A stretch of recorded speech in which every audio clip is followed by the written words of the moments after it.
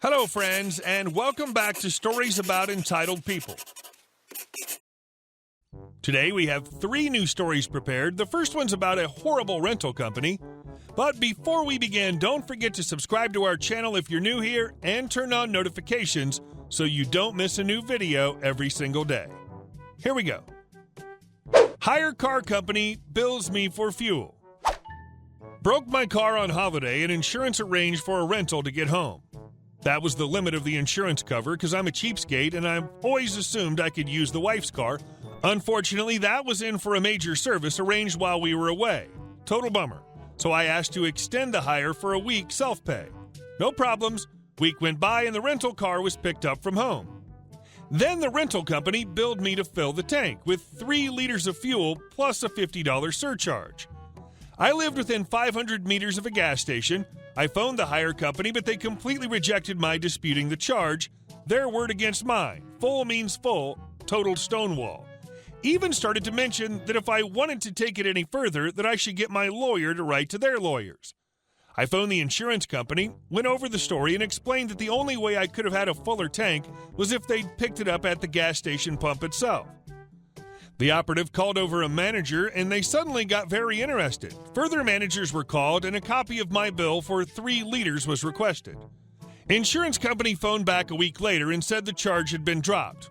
Also, because of my phone call, their accountants had gone back over a year's worth using that hire company and were currently in dispute over many thousands worth of irregularities that legally we can't mention that may or may not be related to your complaint. And our next story. Do shady thing, fire my boss, hide millions from your client. I don't think so. This happened a while ago, but it's still so fresh in my mind. I left college with a business degree in one hand and no job in the other. And like so many colleges, the promises of alumni willing to give jobs to graduates could not have been further from the truth. So I had to seek out my start from the bottom.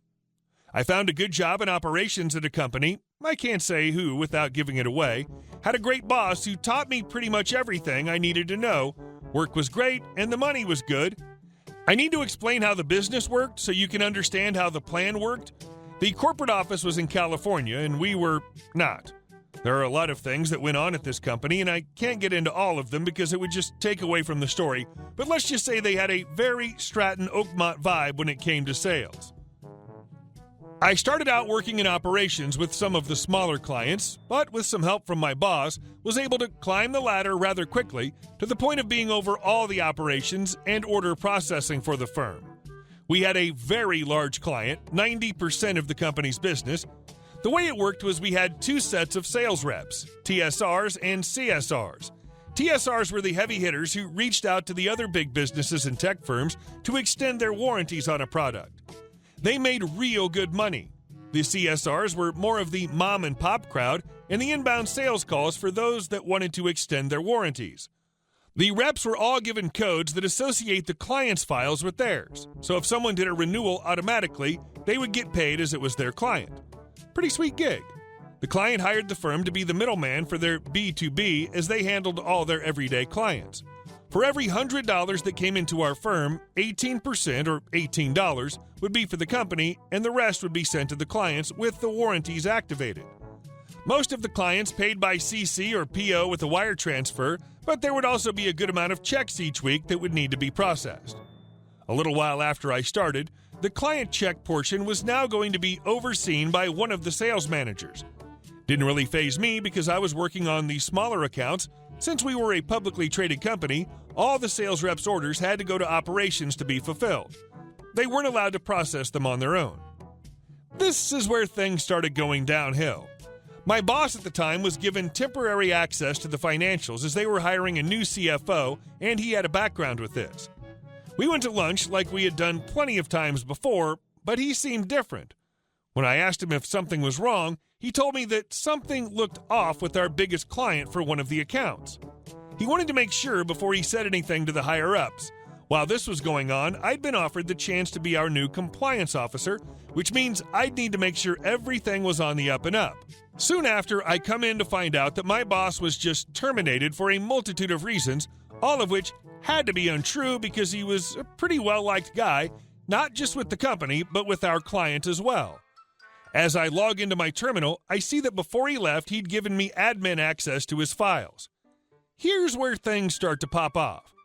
Remember those checks that clients were sending in to renew their warranties? Well, we were cashing them all right. Apparently, we just weren't adding those renewals to their products in the system. That would have triggered a payout to our client, who, as you remember, would be getting 82% of that money. Instead, we were cashing the checks, keeping the money, and using the interest in the accounts. Yes, the mid-2000s banks actually paid interest to cover losses in their collections department. It was wild to see that this was happening, and something had to be done. So I hatched a plan. First things first, secure a new job because it won't be a fun place to work after this. Done. My previous boss knew of other companies that would scoop me up, put in my notice, and stated in my exit interview that I just couldn't be a part of what was happening, even though HR was in on this. I wanted it on the record. Next, get approval for overtime for all the operations crew to come in on a Saturday and double pay them. They arrive early Saturday, obviously not too thrilled as to why they're there, but when I explained that if they complete the task, not only do they get their overtime, but they get nice bonuses, they were much happier. They spent the entire day applying all of those checks dated back years on the client accounts. We're talking millions of dollars. When all the sales reps arrived Monday, they were shocked as hell. Not only did they meet their weekly goals before picking up the phones, they made their monthly and quarterly goals too. 2 weeks into the new quarter. Cheers, partying, yelling, screaming, celebrating, except sales management. They went from being really excited to skeptical to confused to oh shit in about 2 hours. They realized where it must have come from, because not only did the company hit all these sales, since it'd been over a day, the client came into work Monday to see a very nice payday in their system as well. And like anyone would have questions, and says they're coming out to congratulate the team on such great numbers. So management starts scrambling because they can't figure out how this happened, and all under my boss's old login. On my last day, I arrive, and in the lobby, I've got my box to go for the last of my things. Guy walks up as he's waiting for the elevator with me, and we strike up a conversation. He notices my box and jokes about getting fired, and I just tell him I had a really great opportunity come up, so I decided to leave before shit hits the fan. We laughed. Really nice, down-to-earth guy. He realizes we're getting off on the same floor. He asks if I work for X. I say yes. He asks where. I tell him operations. And he reveals that he's the CEO of our client. Gulp. We go our separate ways. Client shows up and there's a big party. Afterwards, the client says that they'd love to get a breakdown of where most of the sales came from so they can allocate more money to that department. Management says, sure, but they made up a lie about how they can't share client payment info due to regulations, blah, blah, blah. Cue my exit from the company. 2 weeks go by and I get a phone call from a number I don't recognize, so I let it go to voicemail. When I get off work, I check it to find out it was the CEO of the client where I used to work. He's had something come up and would like to talk to me. Of course, I'm nervous as hell, but I call him back and he picks up on the first ring and we get to chatting for a bit, and he finally just asks me, "Why'd you leave?" I tell him I had a great opportunity come up. He doesn't buy it and says that apparently my comment about crap hitting the fan really stuck with him, and he thinks something more is going on. So after a little more prodding from him, I tell him, just look at collections, and that's all I can say. He thanks me and I hang up. 2 days later, he pulled the plug on the account. Apparently, my old company tried to threaten him with a lawsuit for pulling the account 3 years early. He replied with, "That's fine, because when I show the courts that I have evidence that you committed fraud," corporate came in and cleaned house. All the management was fired within the day. 1 month later, my friends and I had a very memorable trip in Vegas, all courtesy of our old client. And our last story. My lawyer and I laid a trap for my adulterous alcoholic wife in my divorce. When I got divorced, my alcoholic wife of 18 years had started another affair, this time with her addictions counselor. My lawyer and I laid a trap for them. In case you don't know, intimate relations between a counselor and patient are very frowned upon by regulatory bodies. And I was more PO'd after putting her through rehab, $25K, which I didn't have to do, only to have her fall back into her old behavior. Shortly before the divorce was finalized, I filed a complaint with the state body licensing health professions, knowing they were in some peril because of their unprofessional relationship. I'd already gotten him fired from a major teaching hospital. She'd backed off her exorbitant demands.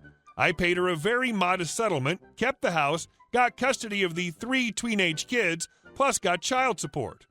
Her lawyer naturally included a clause in the divorce where I had to agree not to say anything negative about her lover and their relationship. But the lawyer effed up and never asked if I'd already filed charges and thus didn't require me to rescind them. Her lawyer had assumed I was just bad-mouthing them to neighbors and friends, and it never occurred to the lawyer that we were doing much more. When the Board of Health Professions responded to my complaint shortly after the divorce was finalized, I told them it would take a subpoena to get me to testify. A subpoena trumps an agreement in a divorce settlement. They were happy to oblige. They stripped his license and placed him on a register of sanctioned health professionals. He never worked again. They were broke in a handful of years, and she divorced him when the money ran out. In the interim, his mother had died, leaving a fair-sized estate, so it took longer than I expected. Oh, and the frosting on the cake was that his wife and I traded notes, notably hotel receipts from the time of their affair, that helped each of us in our respective divorces. Justice was served. Hey guys, thank you all for watching the video. I'll see you in the next one.